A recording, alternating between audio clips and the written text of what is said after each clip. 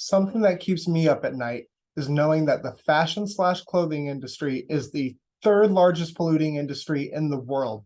It consumes about 100 million tons of oil every year and is responsible for more than 10% of the carbon emissions on the planet, stated by Renee Cho, who is a regular contributor to Columbia University's environmental program and has received an executive education certificate in conservation and sustainability.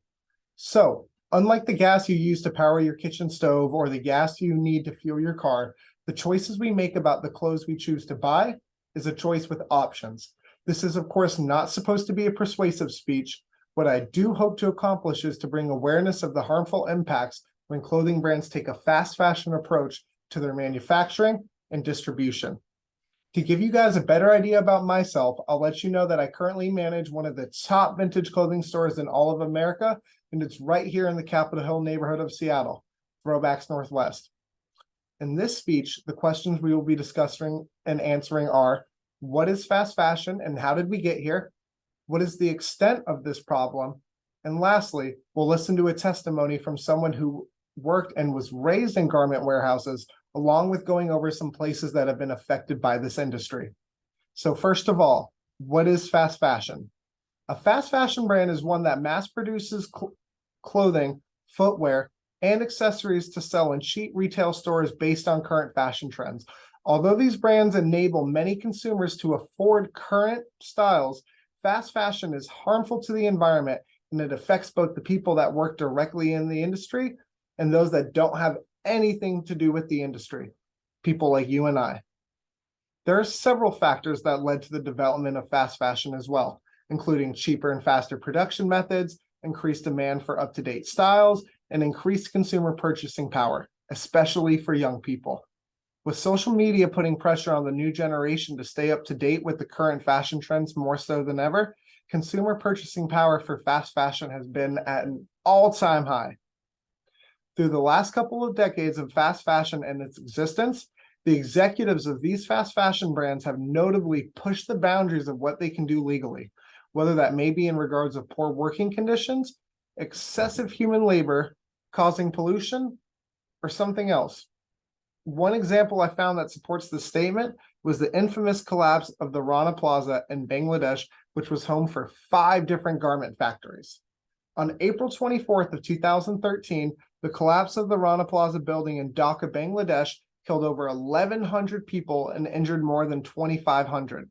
These disasters, among the worst industrial accidents on record, awoke the world to the poor labor conditions faced by workers in the ready-made garment sector in Bangladesh. This information I just shared about the Rana Plaza was written and published by the International Labor Organization. The International Labor Organization, better known as the ILO, is a United Nations agency whose main goal is to advance social and economic justice by setting international labor standards.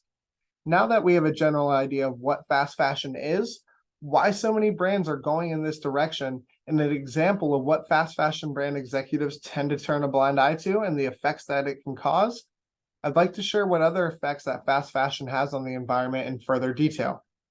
So, we know from Renee Cho that the fashion and clothing industry is the third largest polluting industry in the world and is responsible for more than 10% of the carbon emissions on the planet. But there's even more jaw-dropping statistics that truly help put into perspective just how much fast fashion is affecting the planet.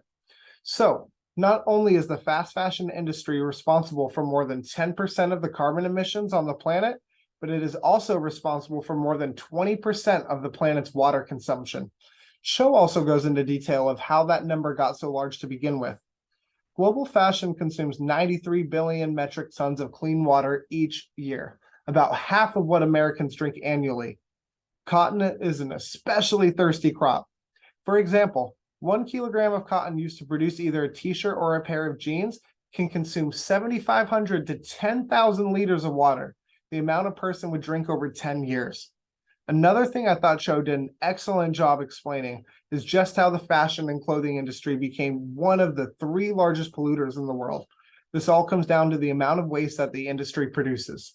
Cho states that less than 1% of clothing is recycled to make new clothes. So as a result, 53 million metric tons of discarded clothing are incinerated or go to landfills each year. Since we now have a better understanding of just how fast fashion has affected the environment statistically with the help of Renee Cho and her great perspectives, I'd like to show you what these statistics look like when brought to life, and would also love to share some of a testimony from Arifa, since age 10 worked in garment warehouses owned by fast fashion brands. So I'm going to show you two pictures of the same place, and I ask that you believe me when I tell you that these two places are the same place. So first, we have a picture of the Atacama Desert in Chile without any pollution from fast fashion. And then next, we have a slide of the same desert, the Atacama Desert in Chile, after it started to be used as a dumping ground for fast fashion. According to Al Jazeera, a credible Qatari media company, it's estimated that up to 59,000 tons of clothing that can't be sold in the US or Europe end up in the desert in Chile each year. Next, we have several pictures of what used to be a neighborhood where people resided in Accra, Ghana. Ghana is another country that's been severely affected by the world's hunger for fast fashion. A member of the Accra community said that their region, which is now being a dumping ground for fast fashion, has also affected their economy severely, as nobody wants to go visit the beaches like they used to. Lastly, with the help from warofwant.org, who is a nonprofit organization dedicated to combating the effects that fast fashion has on the environment, Arifa shares what life has been like, who since age 10 worked in the same garment warehouses owned by fast fashion brands in Dhaka, Bangladesh, the same region where the infamous Rana Plaza building collapse took place. Arifa goes on to explain that although she now makes above minimum wage, it still isn't a livable wage.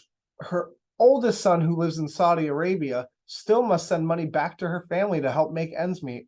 Arifa also goes on to explain how every day she goes to work in the factories that she herself is scared for her life, scared that the poor working conditions that can cause a catastrophe, like the catastrophe that happened at the neighboring warehouses at the Rana Plaza in Dhaka back in 2013.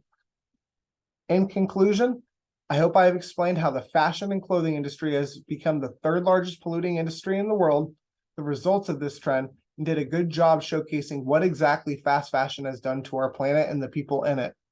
Now knowing all of the information, what decisions will you make? And if there is only one thing you remember from the speech, I hope you remember that your spending choices do matter. Thank you.